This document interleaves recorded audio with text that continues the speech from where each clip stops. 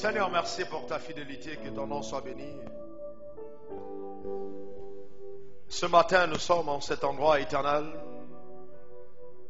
disposés à t'entendre parler à nos vies. Merci d'accorder à ceux qui m'écoutent en ce moment, éternel, en cet endroit, sur Internet, à la télévision, éternel, donne à chacun d'entre nous, dans nos maisons, nos voitures, d'avoir la révélation de ta parole éternelle, la révélation, cette révélation qui est claire et qui donne l'intelligence au simple. Merci éternel parce qu'elle nous communique la sagesse pour nous permettre de mener une vie épanouie sur la terre et de manifester ton règne dans notre génération et que le royaume de Dieu ne soit pas simplement éternel, une chose que nous connaissons dans notre intellect mais en vécu manifeste au travers de nos cœurs par notre langage, notre comportement, notre attitude éternelle, notre manière de vivre sur la terre. Que ton nom soit béni. Merci, merci parce que Seigneur, je sais que ce matin, de façon particulière, tu déverses ton onction sur ma vie, afin que je sois à même d'enseigner ta parole et qu'elle soit entendue et qu'elle soit comprise. Béni sois-tu pour la simplicité du langage et la puissance de l'esprit. Au nom de Jésus, j'ai prié. Celui qui croit, dise Amen 3 fois. Amen, amen, amen. Vous pouvez vous asseoir. Ouvre ta Bible avec moi dans Jean 4, versets 6 à 10. Jean 4. Nous sommes le troisième, c'est ça, sur la série de la loi de la reconnaissance. Et donc, je voudrais bien que tu reviennes avec moi dans Jean 4, versets 6 à 10. Jean 4, versets 6 à 10. Je voudrais que tu gardes en mémoire que ce matin, avant d'arriver ici, aucune de tes prières ne t'a transporté, mais il a bien fallu qu'un véhicule te transporte. Ok? Et donc, ce n'est pas ta prière qui t'a porté, mais c'est le véhicule qui t'a déplacé. Et donc, c'est très bien d'apprécier toute l'évolution, n'est-ce pas, de la technologie autour de nous. Et c'est la résultante des efforts qui ont été consentis par des personnes qui ont dû chercher et découvrir des lois qui existaient déjà, les mettre en application pour améliorer notre vécu. Dis à ton voisin, il ne faudra pas quitter la terre sans avoir donné à la terre ce que Dieu a mis en toi.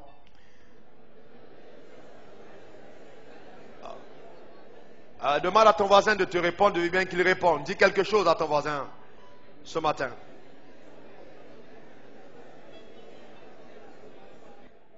On rend grâce à Dieu pour toutes les découvertes, n'est-ce pas? Vous imaginez qu'on soit encore à l'époque où on était avec les chariots qui faisaient moins de 5 km/h ou alors le train à vapeur 8,5 km. On rend grâce à Dieu pour tous ces hommes qui ont révolutionné notre mode de vie, qui rendent possible aujourd'hui d'aller à Paris et de faire juste 5 heures de voyage alors qu'on est prêt à 6000 km. C'est extraordinaire ces choses-là, vous comprenez? Et donc, nous devons, en tant que chrétiens, dans notre génération, ne pas simplement être des personnes qui prient, mais des personnes qui agissent. Des personnes qui soient capables de produire quelque chose dans leur génération, d'impacter l'environnement dans lequel ils se trouvent. Des personnes productives, des personnes dont on se souvient même après avoir, n'est-ce pas, quitté cette terre pour le ciel. Car nous sommes sur la terre parce que Dieu a un mandat qu'il veut accomplir au travers de chacune de nos vies. Alors, le drame, c'est que malheureusement, souvent même, certains d'entre nous ne découvrent pas le potentiel, le talent, la grâce, les dons que Dieu a mis en eux. Ils n'arrivent même pas à comprendre le sens, le but pour lequel ils ont été suscités par Dieu.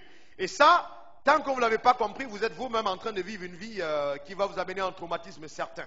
Parce que votre réel épanouissement ne sera possible que quand vous-même vous aurez découvert de façon fondamentale et réelle le but pour lequel vous vivez sur la terre. Je vais vous dire avec expérience que l'argent ne sera pas vous épanouir. Je vais vous dire ceci avec certitude. Les dons du Saint-Esprit ne sont pas suffisants pour te rendre heureux. La puissance de Dieu ne te rendra pas épanoui. Je te dis, c'est insuffisant pour que tu sois épanoui. Je connais des personnes qui ont été visitées par Dieu et qui sont frustrées quand elles rentrent chez elles. Ce matin, je vais t'amener à voir les choses de manière différente. Il y a des choses qui sont si précieuses autour de toi que tu n'as pas eu la peine de valoriser comme Dieu veut que tu valorises. Et ça va changer ton regard, ton appréciation à l'égard de certaines choses. Et je suis certain que ta vie deviendra meilleure. Dis à ton voisin, ta vie va être meilleure. Encore avec foi, ta vie va être meilleure. Alors, pour introduction, Jean 4, versets 6 à 10, une histoire que j'aime bien, parlant de la loi de la reconnaissance, puisque nous sommes sur la série des lois spirituelles, la loi de la reconnaissance, la loi de la révélation, la loi de la découverte, de l'identification, de la perception. Et donc, regardez comment est-ce que ça agit dans ce passage, Jean 4, versets 6 à 10. La Bible dit que là se trouvait le puits de Jacob. Souvenez-vous que Jacob, c'était un patriarche, Dieu d'Abraham, d'Isaac et de Jacob. Jean 4, verset 6. D'accord? C'est ici que ça se passe. Et donc, fatigué du voyage, était assis au bord du puits. C'était environ la 6e heure. Une femme de Samarie vint puiser de l'eau. Jésus lui dit, donne-moi à boire. Oh, j'aurais aimé être là et que Jésus me demande à boire. Et donc la Bible dit au verset 8, car les disciples étaient allés à la ville pour acheter des vivres. La femme samaritaine lui dit, comment toi qui es juif, me demandes-tu à boire, à moi qui suis une femme samaritaine? Les Juifs, en effet, n'ont pas de relation avec les Samaritains. Jésus lui répondit, si tu connaissais, en quelque sorte, si tu reconnaissais le don de Dieu, et qui est celui qui te dit, donne-moi à boire, tu aurais toi-même demandé à boire, et il t'aurait donné de l'eau vive. Donc c'est une belle histoire. Jésus demande à boire une femme samaritaine. Et ça, vous savez, il y avait un problème entre les Samaritains et les Juifs. Et c'était bizarre parce que les Samaritains et les Juifs n'avaient pas de relation. Mais les Samaritains venaient quand même puiser au puits de Jacob. Jacob, lui, était juif. Et donc, au bord de ce puits, Jésus y était. Et donc, il voit la femme, il dit, donne-moi à boire. Et tout de suite, la femme lui dit, mais comment est-ce que toi, tu peux oser me demander à boire? Est-ce que tu ne respectes pas, n'est-ce pas, de la loi? Nous ne devons même pas parler, toi et moi. Donc, écoute, bois ton eau, laisse-moi puiser mon eau, et puis je m'en vais. Jésus continue en disant, si tu connaissais le don de Dieu. En fait, il dit à la femme, si tu avais reconnu qui est en face de toi et qui te demande à boire, tu aurais plutôt dit, donne-moi à boire. C'est toi qui aurais demandé à boire. Et moi, je t'aurais donné de l'eau vive. Quand tu aurais bu cette eau, tu n'aurais plus jamais eu soif. Et cette femme qui était lassée et fatiguée de faire un trajet pour venir au puits, faire l'effort d'envoyer le seau en bas et de tirer de l'eau, a dit, mais donne-moi donc à boire de cette eau.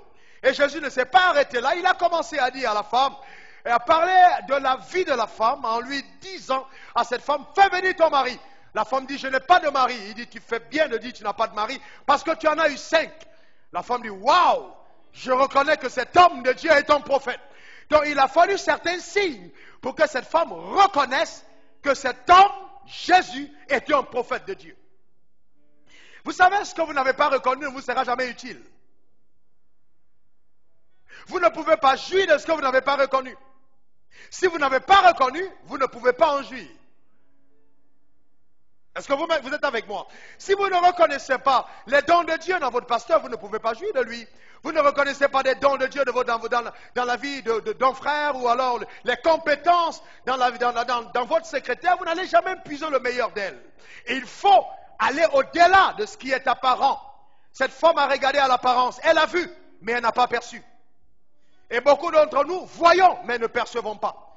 Un homme spirituel ne doit pas simplement voir, il doit percevoir. Percevoir nous permet de voir au-delà de ce qui est apparent, au-delà de ce qui est manifeste, au-delà de ce qui est visible. Parce que si nous nous limitons au fait de voir, nous sommes sûrs, il est certain que nous allons être de façon claire déçus. La femme vit que l'arbre était bon à manger. Elle l'a vu, mais elle n'a pas perçu. Tout ce qui est apparemment bon n'est pas toujours bon. Et donc, il faut fondamentalement, n'est-ce pas, percevoir au-delà de ce qu'on voit. D'autres appelleront ça le discernement, mais j'ai dit non, ça va au-delà. C'est la loi de la reconnaissance, qui opère par la révélation de Dieu. Il faut une révélation qui te permet d'identifier, la loi de l'identification. Quand tu as identifié, maintenant tu peux découvrir les merveilles que Dieu a mis autour de toi, dont tu, souvent, n'en jouissais pas pendant longtemps. Vous vous avez rendu compte que vous allez, par exemple, chez le concessionnaire, vous voulez prendre une nouvelle voiture,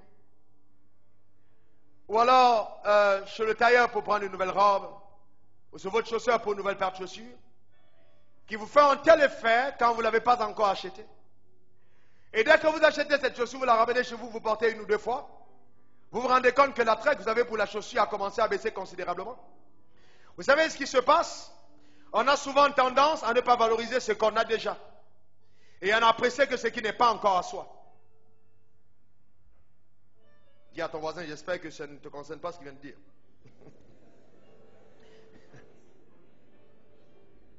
Et donc, la puissance n'est pas tout ce qu'il faut, il nous faut de la sagesse. Dis, je veux de la sagesse. Encore, je veux de la sagesse. Parce que c'est par la sagesse que le monde a été créé. Et c'est par l'intelligence que les cieux subsistent.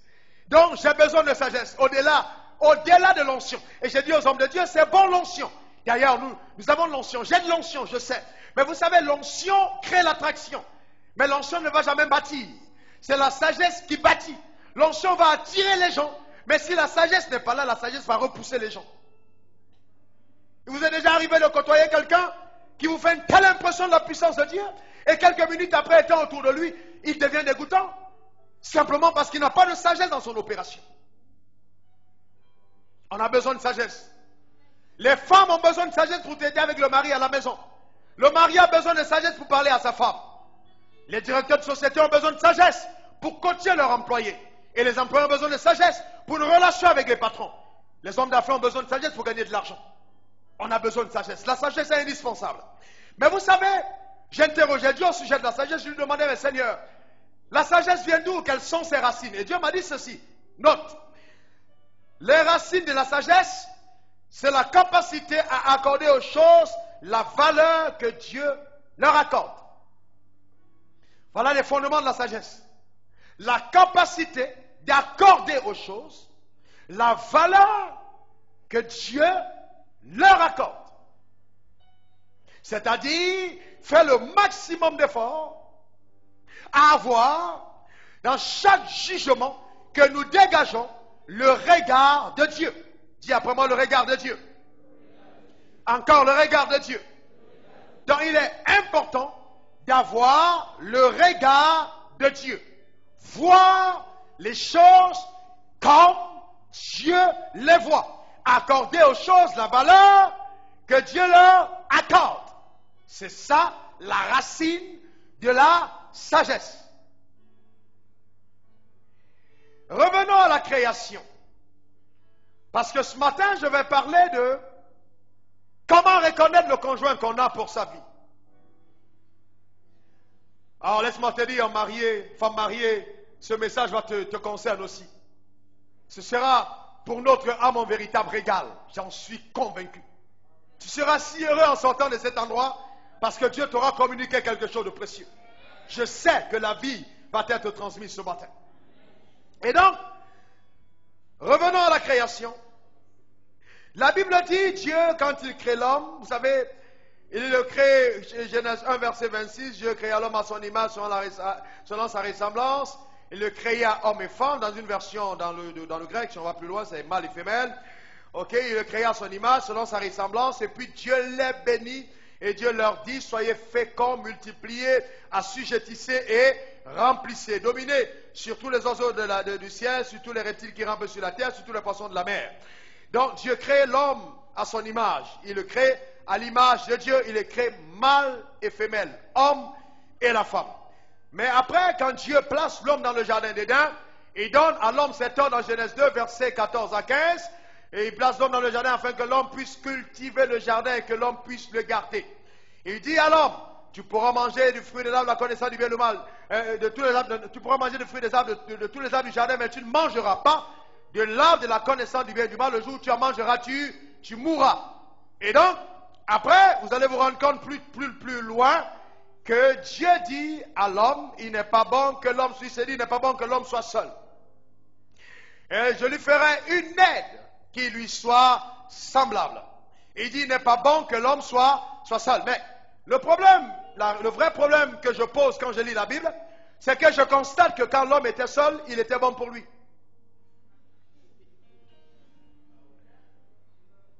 Je continue, hein. Quand l'homme était seul, il était bon. Parce que quand l'homme était seul, il n'a pas eu de problème.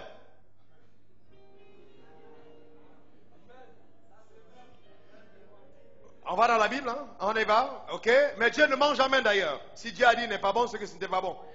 Hein? Mais il était quand même bon. Quand l'homme était seul, c'était bon pour lui. Je n'ai pas dit pour tous les hommes, mais pour lui, cet Adam, c'était bon. Parce que seul, il n'a pas eu de problème. Il y a certaines personnes qui, à des périodes de leur vie, doivent apprendre à être seules. Parce que seul, à cette période, c'est bon. Et donc, Dieu va faire tomber l'homme dans un profond sommeil et il va sortir, n'est-ce pas, une côte de l'homme, il va faire la femme à partir de cette côte. Vous savez, Dieu dit, il n'est pas bon que l'homme soit seul. Mais dès que l'homme voit la femme, il dit, voici celle qui est os de mes os, chair de ma chair, on l'appellera femme parce qu'elle a été prise de l'homme. Mais écoutez, elle a été prise de l'homme. Cette même femme plus tard va avoir un deal avec le serpent. Et en voyant le deal avec le serpent, elle va influencer son mari en griffe. Et donc son mari va manger de ce fruit qu'il n'était pour autant pas obligé de manger. Et les deux ensemble vont connaître la déchéance. Alors ce que je constate, c'est que quand l'homme était seul, c'était bon pour lui, il n'y a pas eu de problème. Il n'y a pas eu de problème du tout. Il était dans le jardin, il régnait. Mais Dieu savait que cette solitude ne pourrait pas durer longtemps. Si ça durait longtemps, il ne serait plus bon pour cet homme d'être seul. Il a dit, et il a d'abord fait venir les animaux vers l'homme pour voir comment l'homme allait nommer les animaux. C'est quand l'homme a passé le test de la responsabilité, la capacité d'identifier autour de lui ce qui l'environnait, qu'il a suscité la femme pour mettre devant de lui. Oh, est-ce que vous me comprenez? Aussi longtemps que l'homme n'a pas reconnu que le lion a un caractère un peu plus agressif et qui devait s'appeler lion, que la panthère est un félin féroce, rapide et qu'elle devait s'appeler panthère, que la girafe est étendue et doit se courber pour prendre de l'herbe plus bas et en éclatant les pieds en l'appelant girafe, cet homme qui n'avait pas la capacité de gérer son environnement n'a pas reçu de femme. C'est après avoir prouvé à Dieu qu'il avait passé le test de la maturité, la capacité d'identifier, la capacité d'avoir une révélation, la capacité de reconnaître, la capacité de découvrir que l'homme a suscité autour de lui une femme de sa côte. Est-ce que vous êtes avec moi?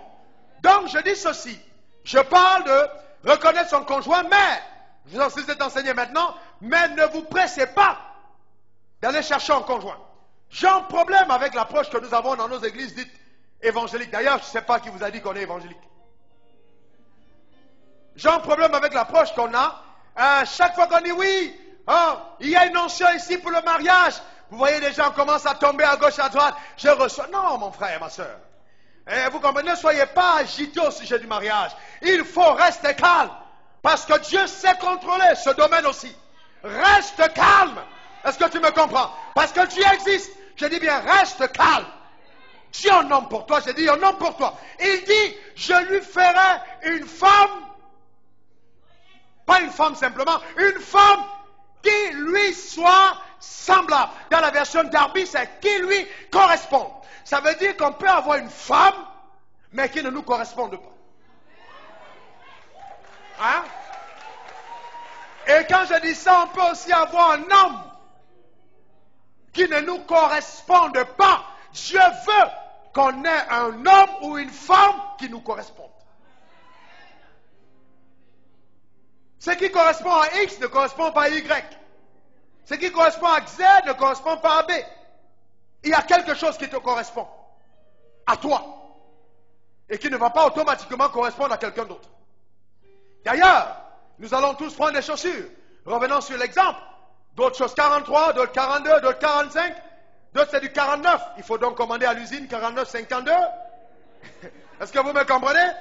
Et vous savez, souvent vous pouvez être dans une condition où vous n'avez pas trouvé quelque chose pour vous, c'est parce que le ciel a quelque chose sur mesure. Ce n'est pas quelque chose qu'on trouve tout de suite, non. C'est sur mesure. Quelque chose qu'on doit commander au laboratoire de Dieu. Façonné à ta taille. D'ailleurs, les sur-mesures coûtent plus cher. Et quand vous les commandez, ça prend plus de temps. Est-ce que vous me comprenez? Ce n'est pas le même jour. Ça prend plus de temps. Vous revenez, on essaye, on a un truc, et puis on remet sur vous. Est-ce que vous me comprenez? Mais si vous voulez prendre une taille générale, vous pouvez porter le costume et vous l'avez comme un sac. Ce n'est pas la même chose. Mais quand c'est sur mesure, c'est sur mesure. Est-ce que vous me comprenez? On a pris le temps de le faire. Et vous savez, Dieu veut qu'on prenne le temps. Qu'on prenne le temps pour les choses qu'il veut faire avec nous. Il ne faut pas qu'on soit pressé. Dis à ton voisin, ne sois pas pressé. Ok? Il faut prendre ton temps. Il faut prendre ton temps. Dieu veut qu'on prenne le temps. Donc, ce mariage qui était dans l'intention de Dieu, une source d'extrême bénédiction pour l'homme, a été une source de son malheur. Je veux bien vous annoncer, en détournant toutes les lois de la religion, que le mariage a été bien à la base de la chute de l'homme. La mauvaise gestion de ce mariage a causé à l'humanité le traumatisme que nous connaissons. Et il y a certainement eu quelque chose qui n'a pas marché. Et si Adam a pris le fruit pour en manger, il y a certainement eu quelque chose au niveau d'Adam dans sa relation avec Ève qui n'a pas bien fonctionné. Et donc je voudrais vraiment vous parler ce matin du choix qu'on a pour son cœur. Comment est-ce qu'on fait pour choisir un conjoint? L'expérience que j'ai vécue moi-même va nous aider dans cet enseignement. J'ai fait beaucoup de recherches. J'ai prié le Seigneur, j'ai interrogé, j'ai regardé autour de moi. Et j'ai beaucoup voyagé, j'ai reçu des gens pour la prière, je me suis rappelé de toutes ces choses et j'ai mis ensemble certains points qui vont vraiment te fasciner. Maintenant, je voudrais d'abord, avant d'y arriver, que tu puisses avoir dégagé de ton être cette conception erronée. Vous savez, nous arrivons à l'église. Oh Dieu, donne-moi les dons. Oh, je veux les dons, je veux les dons. Et je vois des jeunes gens, je vois des personnes âgées qui courent, je veux le don. Don de foi, de parole, de connaissance. Je veux les dons, je veux le don. Mais vous savez, il y a quelque chose que j'ai lu dans la Bible qui m'a fait énormément de bien et qui a changé ma façon de fonctionner dans le ministère. Dieu dit clairement, quand j'aurai le don de la prophétie, la science de tous les mystères et de toute la connaissance, dans 1 Corinthiens 13, verset 2, quand j'aurai même toute la foi jusqu'à transporter des montagnes, si je n'ai pas l'amour, je ne suis rien. Donc je dis, c'est bon les dons, c'est bon la capacité de prophétiser, la science de tous les mystères, la connaissance. Mais si je n'ai pas l'amour, je ne suis rien. Et le problème qu'on a, c'est que beaucoup d'entre nous, nous vivons dans la loi et non dans la grâce. Nous appliquons la Bible comme si nous étions dans l'Ancien Testament, alors que Dieu dit qu'il a répandu son amour dans nos cœurs par le Saint-Esprit. Donc, le plus grand don de Dieu, c'est la capacité d'aimer, de marcher, de répandre cet amour à mon semblable, de démontrer le caractère de Dieu dans l'amour. La foi opère dans l'amour, la prière se fait par amour, le don se fait par amour. Tout ce que nous faisons dans le royaume doit se faire par amour. Et dans le mariage aussi, ne devra pas échapper. Je ne me marie pas pour perdre le statut de célibataire. Je ne me marie pas parce que la dame a beaucoup d'argent. Parce que j'ai vu aujourd'hui, les jeunes gens viennent me voir. Ouais, on m'a dit non, tu sais, tu fais le ministère, il faut épouser une femme qui est riche. J'ai dit bon, pourquoi tu en discutes avec moi? Est-ce que c'est ce que je t'ai dit? Il faut discuter avec celui qui t'a dit ça. Nous sommes dans une société qui est devenue hyper matérialiste. Il faut changer les choses. Vous savez, nous avons le don du Saint-Esprit. Nous avons les dons de Jésus.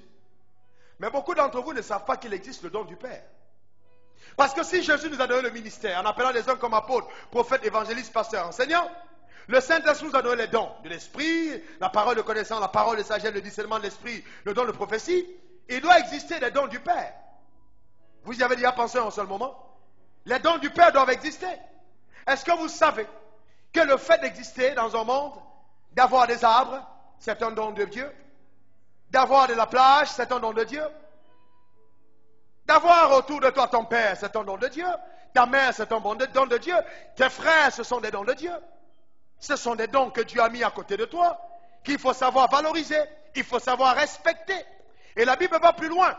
Dans Proverbe 19, verset 14, on peut hériter de son père des maisons et des trésors, mais celui qui trouve une femme intelligente, c'est un don qu'il a reçu de Dieu.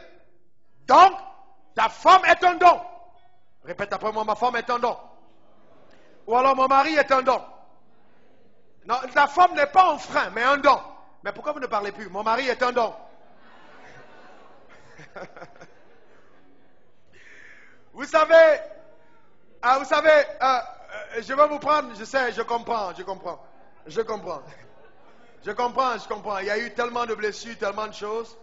Je comprends, mais nous parlons le langage de la foi. On appelle les choses qui ne sont pas comme si elles étaient. Mon mari est un don. Il faut confesser ces choses. Elles arrivent en manifestation. Amen. C'est important. Vous savez, vous prenez un couteau un matin, vous êtes en train de peler une orange parce que vous voulez en extraire son jus pour votre petit déjeuner. Et paf, vous ratez l'exercice et le couteau s'en va directement sur votre doigt. Vous commencez à saigner. Vous jetez le couteau rapidement, vous allez essayer de faire un pansement. Et après, puisque vous avez quand même besoin de votre hanche, vous ne dites pas les couteaux ne sont pas utiles. Non, vous prenez quand même le couteau, vous le nettoyez et vous recommencez l'exercice.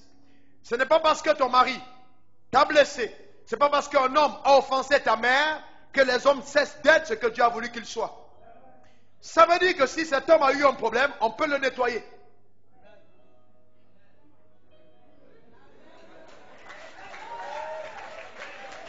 Est-ce que vous me comprenez? Si une femme a eu un problème, on peut la nettoyer.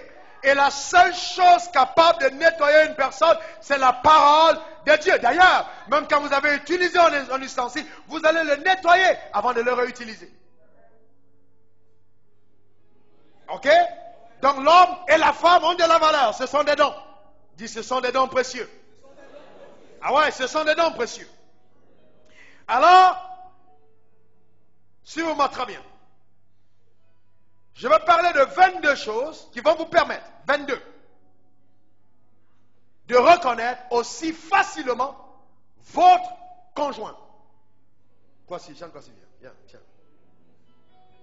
Ok, all right. Voici 2 tasses de thé.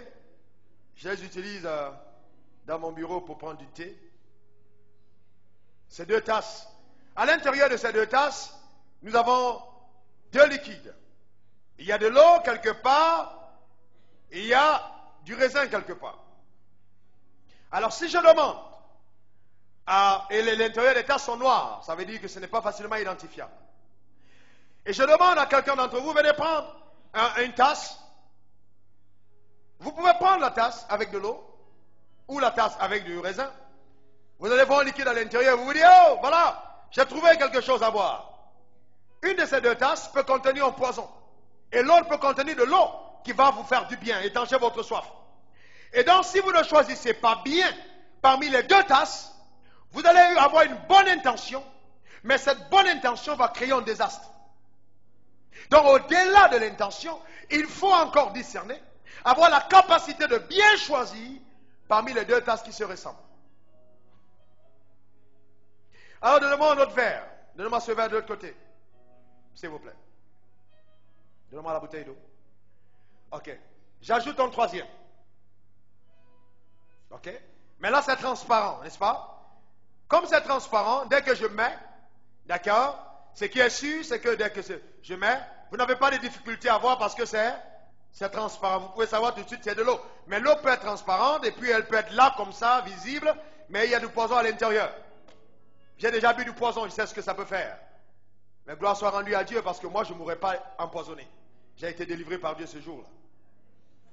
Ok, donc, suivez-moi très bien. Il faudra avoir la capacité de voir au-delà de ce qui est visible. Numéro 1, note-le. Note bien ceci.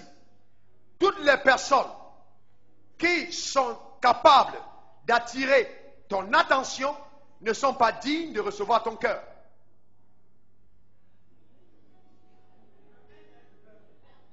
Je reprends.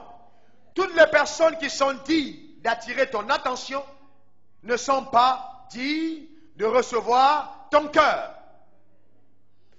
On ne reçoit pas ton cœur avec une voiture. Parce qu'on est beau. Parce qu'on parle en langue. Au-delà de ce qui est apparent, il faut faire attention. Est-ce que vous me comprenez? Et je m'adresse plus singulièrement à mes filles et sœurs dans cette salle. Attention, attention.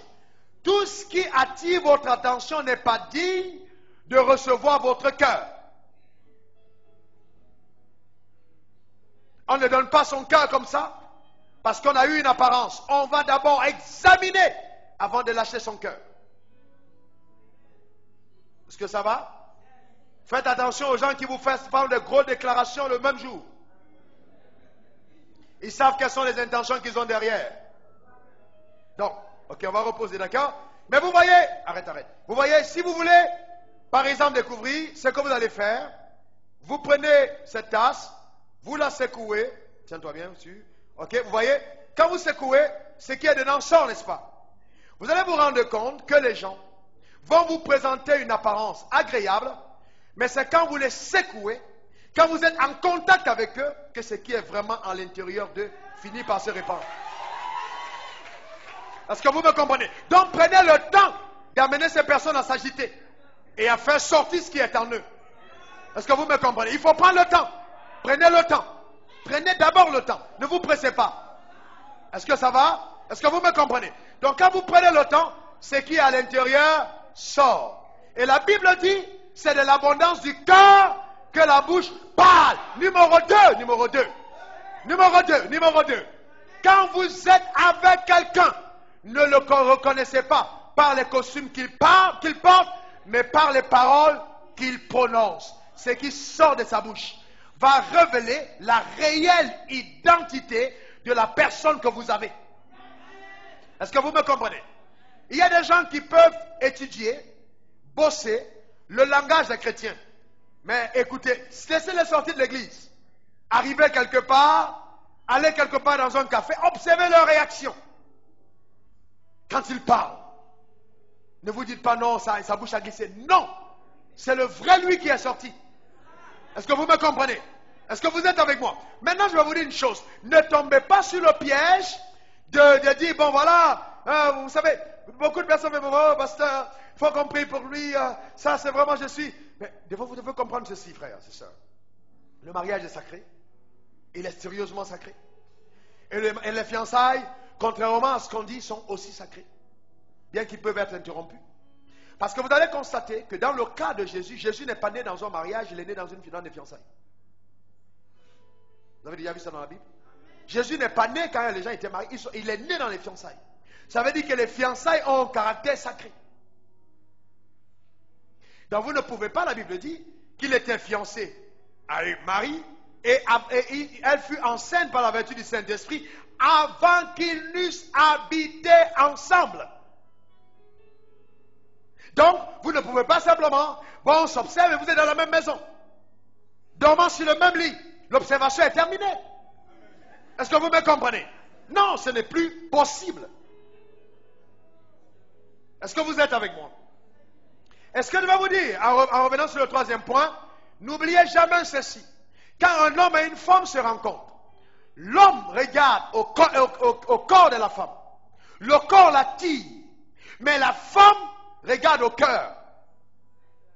Parce que le premier homme a été créé, il n'y avait pas de femme. Donc sa première réaction, c'était de chercher. Les hommes ont un regard prédateur. Ils sont toujours en train de regarder à gauche, à droite. Même le jour où ils arrivent à la mairie, ils regardent. Ils regardent. On ne sait pas ce qu'ils cherchent. On ne sait pas ce qu'ils cherchent. Ils regardent à côté. N'oubliez pas l'histoire de la chaussure. N'oubliez pas l'histoire de la chaussure. La chaussure, quand on l'a déjà achetée, n'oubliez pas. N'oubliez pas l'histoire. Donc, vous savez, vous voulez être un bon commerçant dans un environnement comme celui-ci. Les gens viennent vous demander des choses et disent, je vais payer plus tard. Vous dites, ok, je garde la marchandise jusqu'au jour où tu l'auras vraiment payé. Traitez-vous avec respect. Ne vous jetez pas sur les bras de la première personne parce qu'il a dit qu'il va vous épouser. Est-ce que vous savez que les hommes savent que le problème des femmes ou des sœurs à l'église, c'est le mariage? Et donc quand ils viennent, ils te disent, je veux t'épouser. Ils savent qu'ils ne m'en disent pas la vérité. Mais il faut les agiter. Ce qui est à l'intérieur va sortir. Est-ce que vous me comprenez? Est-ce que tu as bien compris ce que je suis en train de dire? Donc, il faut comprendre ces choses. C'est sacré. Numéro 3.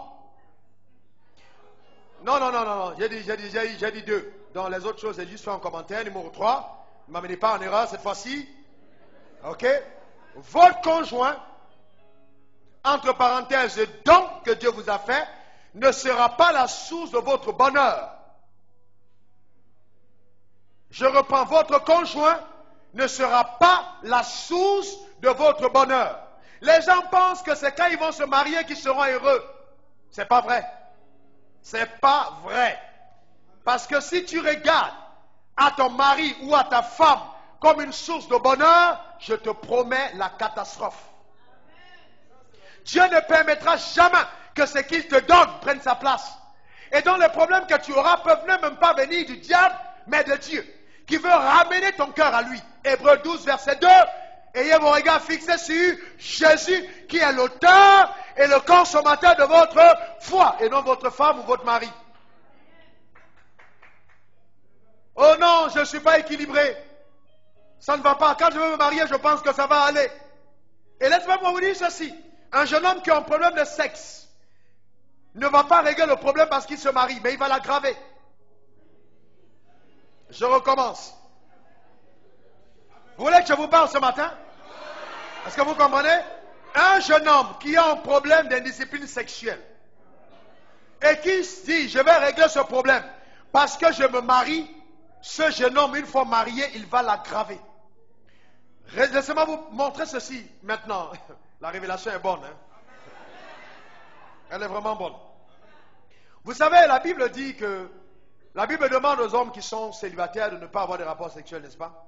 Est-ce que vous savez que Dieu ne peut pas demander à un homme de faire quelque chose qu'il ne peut pas faire? Quand Dieu te demande de faire quelque chose, c'est qu'il t'a donné la capacité. Dans le langage, non, je ne tiens plus, je ne tiens plus, je ne tiens plus, n'est pas un langage que tu dois tenir. Mais tu dois tenir et tenir et tenir jusqu'à ce que ce jour arrive.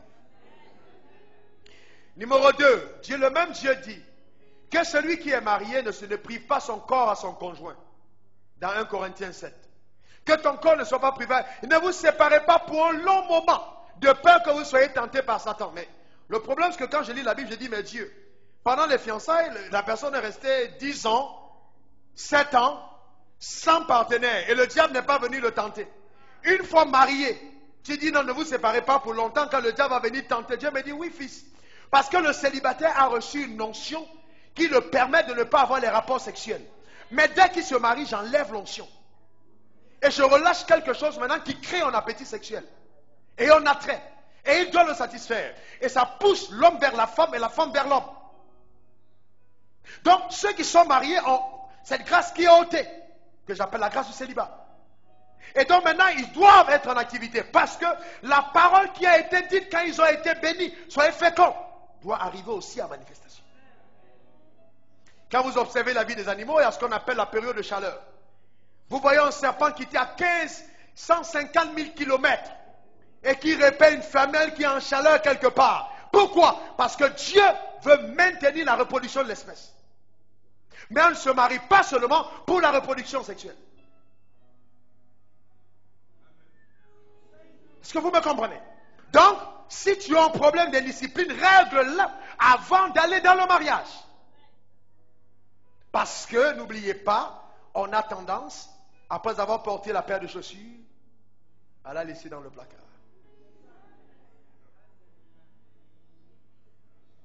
Donc l'homme, suivez-moi bien, quand il regarde la femme, il regarde le corps, la traite du corps. La femme n'est pas comme ça parce qu'elle n'a pas été, elle n'a même pas eu le temps de regarder. Dès qu'elle est sortie de l'homme, paf, les poissons chirurgicales l'a mis devant.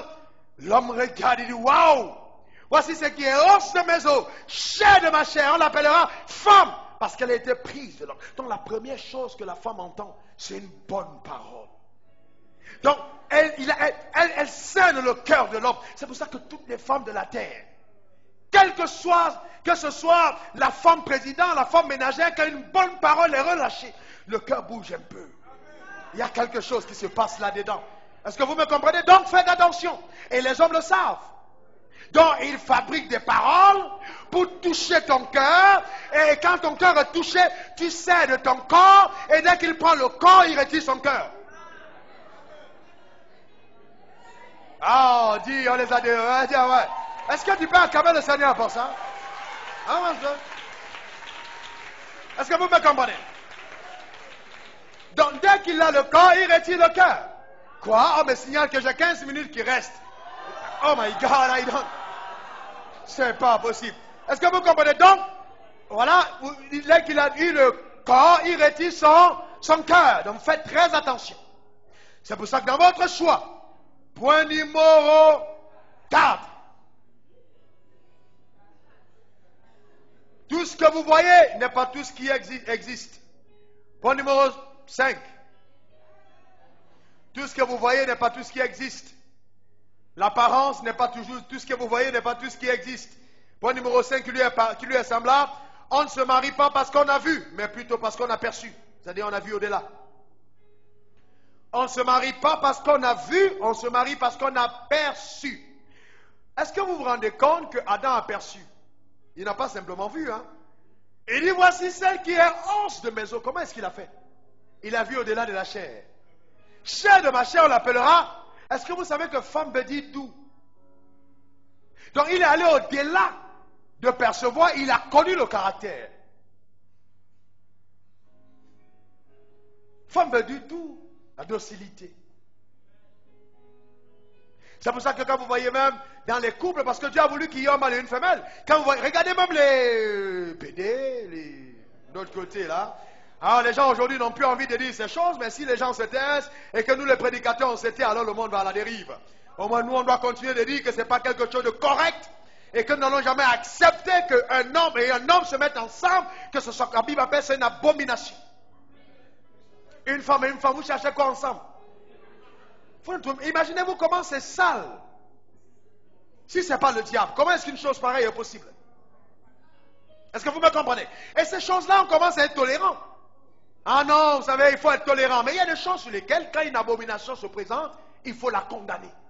On ne tolère pas l'abomination. Ne prenez pas votre enfant qui commence à être pédé à la maison, vous dites non, je dois l'aimer. Il faut être... Non, là vous devez être ferme. D'ailleurs, s'il arrive à cette dimension, ça veut dire que dès le bas âge, vous avez épargné la discipline, le fouet à l'enfant. Vous savez, l'enfant va vous tester. Hein? Il arrive devant vous et puis il fait quelque chose. Il voit comment vous réagissez. Quand vous prenez ça avec douceur, il augmente et il gagne du terrain. À un certain moment, vous stoppez fermement dans un caractère ferme. Est-ce que vous me comprenez? Pour que tout le monde se retrouve. Mais pas dans le sein de brimade, mais d'éducation. Certains d'entre nous, nous avons été brimés. Certains d'entre nous. Mais pas l'éducation. D'accord? Donc, on va au-delà de ce qui est apparent. Point numéro. Ok, allons-y. Dieu a limité le choix de ses enfants. Il faut en être conscient.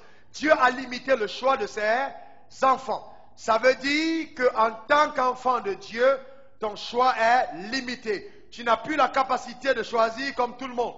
Le païen peut prendre à gauche, à droite, à gauche, mais le chrétien ne peut pas. La chrétienne ne peut pas. 2 Corinthiens 6, 14. Vous ne pouvez pas vous mettre, n'est-ce pas, avec un joug, sous un joug étranger. Donc, le choix d'un enfant de Dieu est limité à l'enfant de Dieu. Dis-moi, le choix de l'enfant de Dieu? Le choix de l'enfant de Dieu est limité à un enfant de Dieu. Bon, maintenant, si vous êtes déjà dans cette condition, croyez en Dieu pour le miracle de votre conjoint. Mais le choix de l'enfant de Dieu est limité à l'enfant de Dieu. Dieu a limité pour nous. Ok? Le temps moment pour aller dans les détails. Point numéro 7. Celui qui prétend vous aimer doit vous le démontrer. Ce n'est pas simplement vous apporter un bouquet de fleurs, vous avez plus de valeur que ça. Alors maintenant, je vais vous parler un peu de comment est-ce qu'on demande l'amour. Vous êtes prêts? Il doit vous le démontrer. Il doit vous le démontrer. Vous avez de la valeur. Donc, numéro 1, vous savez, il faut, quand quelqu'un t'aime, c'est automatique qu'il te fasse des cadeaux. Et le cadeau n'est pas toujours quelque chose de cher. Bon, ne soyez pas aussi cette personne qui dit, est-ce que je mange la fleur? Donc, comprenez le langage du cœur. Est-ce que vous me comprenez? D'accord? Et donc, il y a les cadeaux qui sont l'expression de notre amour. Il y a le temps de qualité que la personne passe avec toi. Tu ne peux pas prétendre aimer quelqu'un et ne pas passer le temps avec elle. Et vous savez, si dans les fiançailles déjà, il n'a pas eu le temps avec toi, ce n'est pas dans le mariage qu'il aura. Est-ce que vous me comprenez? On a souvent même plus de temps dans les fiançailles que dans le mariage. Donc, s'il n'a pas ton temps, le temps de passer avec toi, pour discuter de certaines choses fondamentales, ça ne sert à rien d'avancer. Alors, de quoi devez-vous parler pendant ce moment? Vous devez discuter de quoi? De la foi. Première question, on va se marier où? Irons-nous à l'église?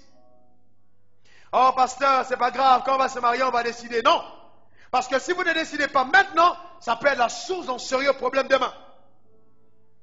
Il faut décider maintenant. Numéro 2, la question de la belle famille. Comment tu vas voir ça? Qu'en sera-t-il de mon père, de ma mère? Et de deux côtés, discutez. Quel est le regard que vous avez? Prenez la Bible comme repère. Parlez de ces choses. Non, c'est pas... Après vous dites non, ta belle-mère est sorcière. Si ma belle-mère est sorcière, c'est ma mère. Et il faut qu'on règle ce problème comme la Bible le dit. Ma mère est un don de Dieu pour moi. Et donc réglons ces affaires. Qu'est-ce que la Bible dit? La Bible dit que le mari est le chef de sa famille. La Bible dit l'homme quittera son père et sa mère. Parlons de ça. Tu ne vas pas prendre une femme, transporter chez toi et prendre ta mère, mettre au-dessus pour dire montre à ma femme comment elle est une femme. Tu n'as pas épousé une gaminette, mais une femme que tu devras respecter et honorer. Et si, écoutez-moi bien, vous devez parler de ça, et je vais dire aux hommes, parce que nous sommes en Afrique, ce n'est pas des blancs, ne vous diront pas ça parce qu'ils ne connaissent pas ces problèmes. Laissez-moi vous dire ceci, si vous vous ne faites pas attention, vous allez exposer vos femmes à la vindicte de votre famille. Parce qu'on est dans un contexte où les gens pensent que quand tu épouses une femme, elle vient voler l'argent que tu as.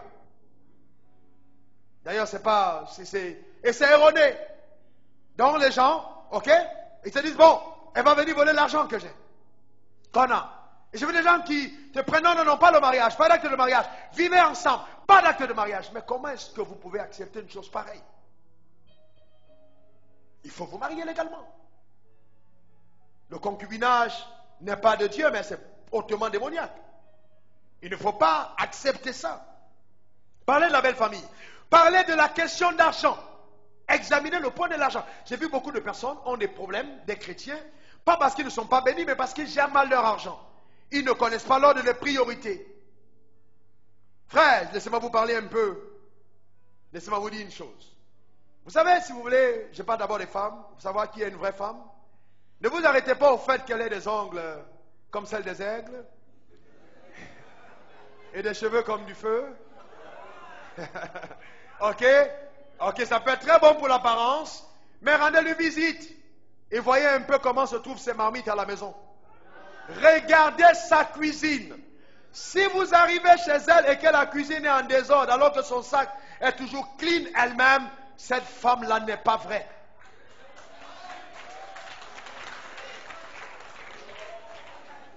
Dis à ton voisin, est-ce que tu as compris ce qu'il a dit? Je vais vous dire une chose, cette femme n'est pas vraie.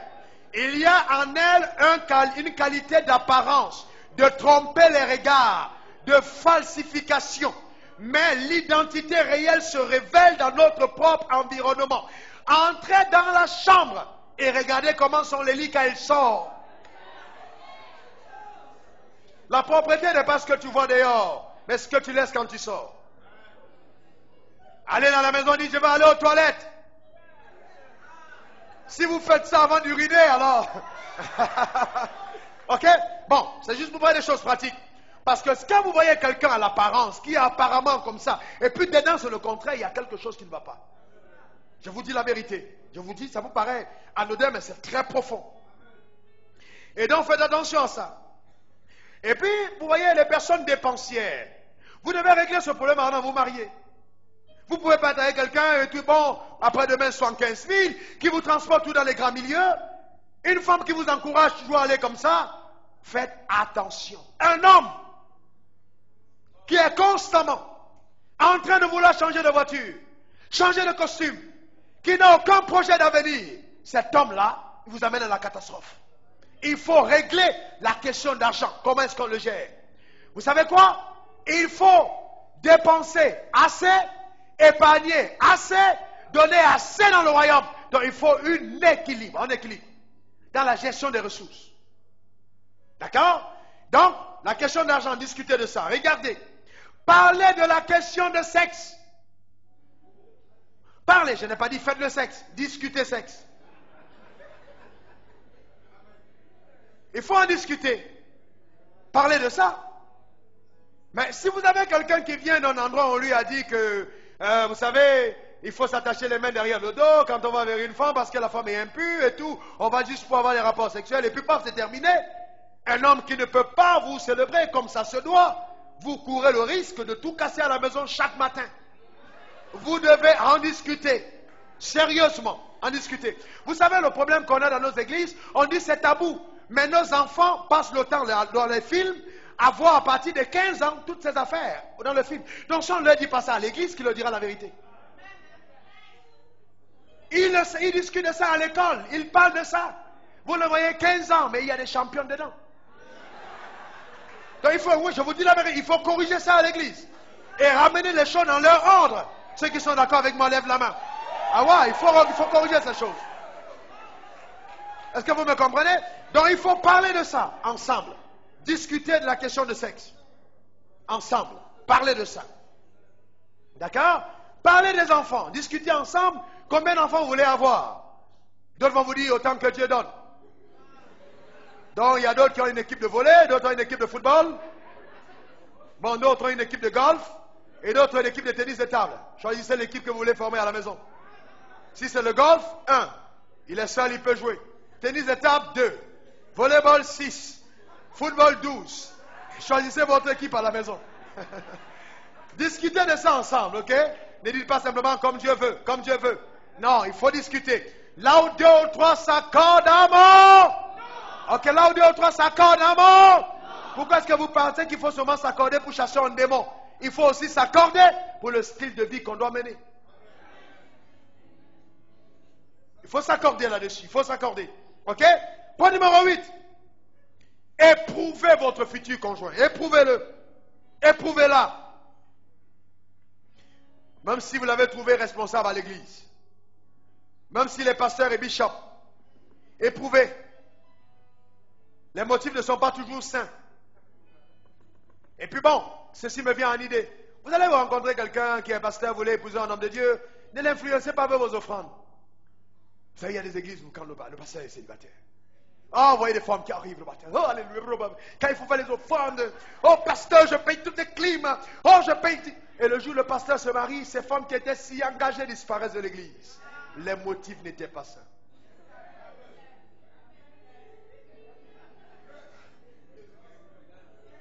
Ben, comment un homme de cet âge peut connaître tant de choses? Donc, éprouvez votre futur conjoint, d'accord? Est-ce qu'il vous consulte avant de prendre des décisions importantes? S'il ne le fait pas avant le mariage, il ne le fera pas après. Est-ce que spontanément il vient vous voir pour vous dire, je veux faire ci, je veux faire ça? Sollicitez votre participation. Ça, c'est très important. Est-ce qu'il le fait? Donc, il faut être à même de l'éprouver. Observez numéro 9, c'est qui attire ou retient son attention. Observez-le. Vous allez dans un endroit, et puis tout de suite, vous savez, la musique commence à passer. Ça peut être du zouglou ou n'importe quoi. Il faut regarder comment est-ce qu'il commence à se trémousser. Qu'est-ce qui attire son attention? Est-ce que vous comprenez? C'est pas là que vous savez qui est la réelle personne. Vous marchez avec lui, regardez comment est-ce qu'il se retourne. Quand vous êtes là pour regarder quelqu'un d'autre. C'est un signal fort. Regardez ce qui attire son attention. Quand vous êtes ensemble, vous regardez la télé et puis un film X est en train de commencer. Ne zappez pas en premier. Laissez voir comment est-ce qu'il va réagir. C'est là où vous savez. C'est là comment il commence à réagir. C'est là où vous connaissez la personne. Est-ce que vous me comprenez? Mais vous avez des acteurs. Et des actrices. Est-ce qu'il aime la compagnie des moqueurs? C'est-à-dire que c'est toujours ça, des moqueurs et des pêcheurs. Si vous avez quelqu'un qui est toujours à l'aise, il va dans les cafés avec les païens, il va non, il revient le soir, non, j'étais juste marié, je suis arrêté juste en bas dancing, prendre un pot avec les amis avant de rentrer. Vous le voyez le soir, il revient, parce que vous d'abord, il sent déjà la cigarette avant de rentrer chez lui. Il aime les païens, il est à l'aise avec les païens. Stop. Je vous dis stop. Il ne sera pas, vous allez faire peut-être une semaine la nuit sans le voir à la maison le soir. Observez ça, d'accord? Maintenant, point numéro 10, est-ce qu'il se soumet à Dieu? Est-ce qu'il se soumet à Dieu? C'est-à-dire, il faut voir, est-ce qu'il investit dans le royaume de Dieu? Même pas, vous êtes dans la même voiture, regardez s'il viole constamment les feux. Vous savez, ça vous paraît bizarre, mais quelqu'un qui viole constamment le feu est quelqu'un qui a en lui la sémence de la rébellion à l'autorité. Il n'a aucun respect pour l'autorité. S'il a violé le feu rouge de votre maison va le violer. Donc il faut bien observer pour voir s'il viole les feux. Est-ce qu'il a sur lui une autorité spirituelle? Est-ce qu'il a une autorité spirituelle sur lui qu'il reconnaît? Point numéro 12. Oh, j'aime ça. 11. Est-ce qu'il est fier ou elle est fière de vous présenter à ses amis? Est-ce qu'il est fier ou elle est fière de t'amener dans les réceptions, présenter aux amis, voilà ma femme, voici mon mari. Vous savez qu'il y a des femmes qui sont mariées aux hommes et qui n'aiment pas présenter leur mari. Et des femmes aussi qui n'aiment pas présenter leur femme. Les hommes qui n'aiment pas présenter leur femme, vous le savez. Est-ce qu'il est fier de te présenter? Parce que si même à l'époque des fiançailles, là où tu as encore la taille qu'il recherche, le poids qu'il recherche, à ce moment-là, il n'est pas prêt. Alors, et juste un conseil en passant, si quelqu'un t'a rencontré quand tu pesais 50 kilos, fais un effort 10 ans plus tard de ne pas avoir 90. Parce que ce n'est pas sûr que si tu avais 90 kilos le jour où il t'avait vu, tu aurais attiré son attention. Généralement, la forme que vous avez, quand votre fiancé vous rencontre, ou quand des deux côtés, c'est la forme réelle que cette personne désire avoir. Ne l'oubliez jamais. Maintenant, par après, toutes les autres mutations qui arrivent, la personne, par amour, accepte. Mais si on recherche au fond, il y a un repère. Et ce repère était celui du départ. Ne vous éloignez pas trop. N'oubliez jamais que la nourriture que vous mettez dans la bouche, c'est vous qui l'achetez. Est-ce que vous me comprenez? Les glaces, les chocolats, vous êtes là, vous dites chocolat. Mais non, quand même, non, on ne parle pas de ça aujourd'hui. C'est pas de ça qu'on parle, ok? D'accord. Numéro 12. Attention aux hommes et aux femmes. Aux hommes, attention hommes, hommes, attention. Hommes, attention aux femmes qui font le premier pas. Ce n'est pas Dieu qui dit, c'est moi qui dis.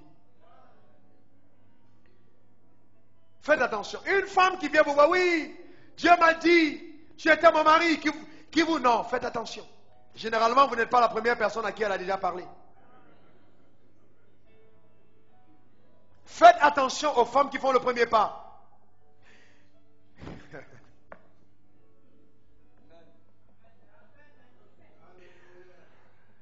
Femme, ça c'est le point numéro 13 pour toi. Fais attention à un homme qui te drague avec des visions et des révélations. Chasse-le. Oh, j'ai eu une vision, ma soeur, dans la nuit. J'ai vu, c'était une colombe qui volait. Et subitement, j'ai vu un autre papillon qui montait. Et le Seigneur m'a dit, le papillon, c'est toi, la colombe, c'est elle. Et les deux se sont tenus ensemble sur la même branche. Et il oublie que le pigeon et la colombe ne se marient pas ensemble. Donc faites attention aux visions qui sont fabriquées. Ok, si un homme, si une femme te plaît, dis-le lui en un langage clair, cohérent, intelligible, intellectuel, et de façon, vous savez, ce n'est pas anti-biblique. Allez lire Cantique des Cantiques si vous êtes à court d'inspiration. Une femme mérite qu'on lui parle avec tact, rechercher ses mots, savoir présenter. Vous savez, c'est important. La manière dont il vous approche va déterminer beaucoup de choses plus tard. Quand vous respectez quelqu'un, vous ne l'approchez pas n'importe comment. Qui ne vous intimide pas. N'épousez pas un homme parce que votre pasteur a dit, c'est votre mari. Le pasteur ne sera pas avec vous dans la maison. Et femmes, ne faites pas cette erreur. Par révélation et vision. Dieu m'a montré, non. Il faut que tu aies une conviction intérieure. Donc, le numéro 14, ne ferme pas les yeux sur les défauts que tu vois maintenant, te disant que ça va disparaître plus tard. Arrête-toi dessus et essaie d'en parler. Ne laisse pas passer en disant non. Beaucoup de personnes m'ont dit, pasteur, je pensais que ça allait changer. Il dit, mais quand tu n'as pas vu ça avant? Pasteur, j'avais vu, mais je me disais que... Non, attention. Non, il faut essayer de régler ça. 15. Faites attention à la personne qui passe son temps à demander des compliments sans jamais en faire. C'est un égocentrique. Il vit sur lui-même ou sur elle-même. Point numéro 15. 16. Faites attention à toute personne qui a déjà divorcé avant.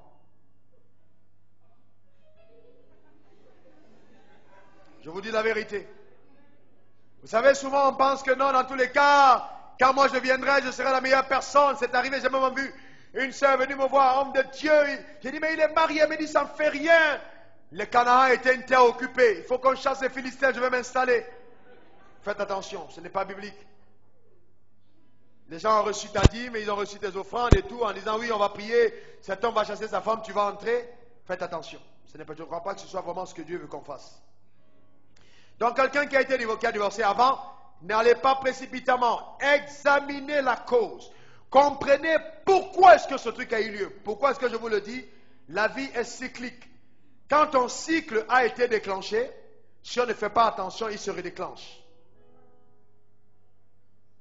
Donc, examinez bien.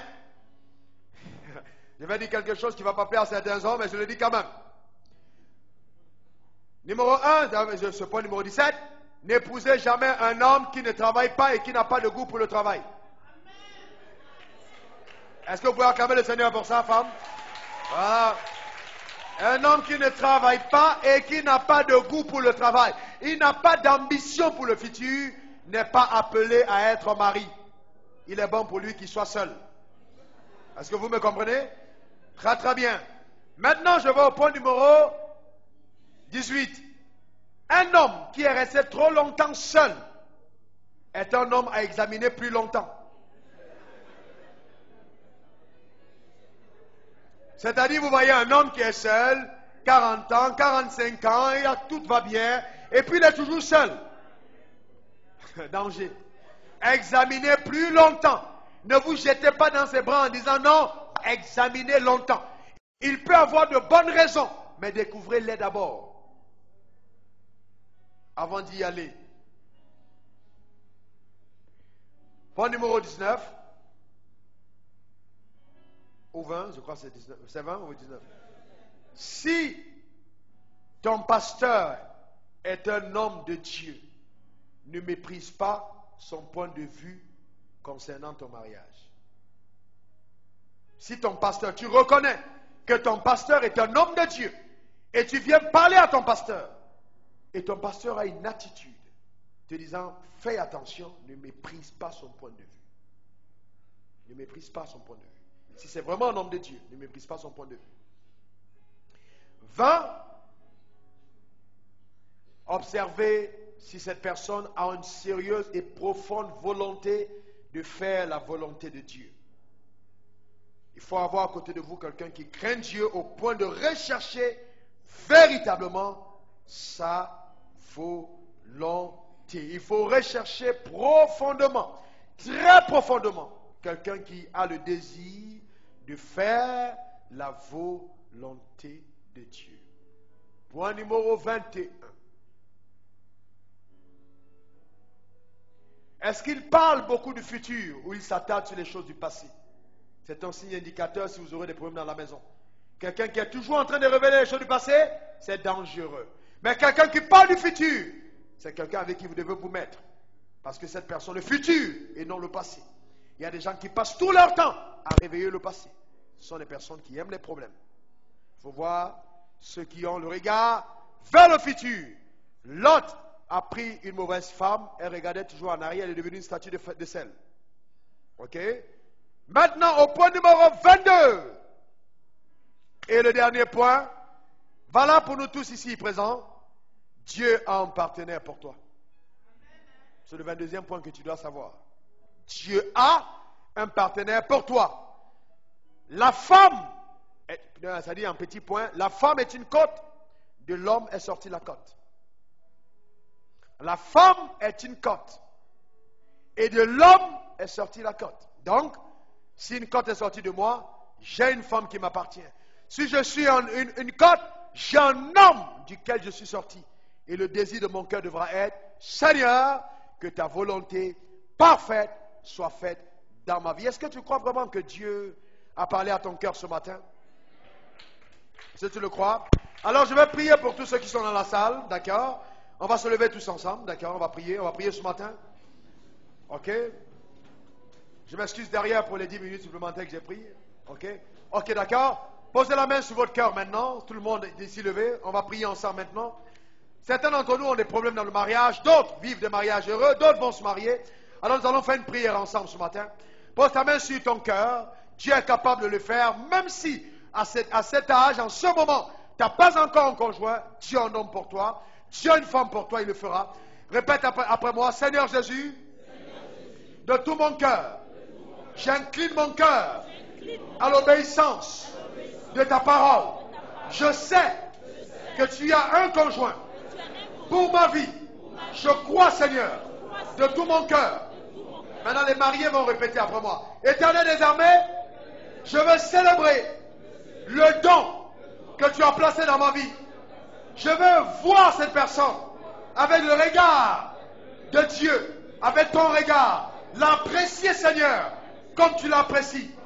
Merci pour la sagesse que tu me donnes d'aimer mon conjoint, de l'aimer comme la Bible demande, au nom puissant de Jésus.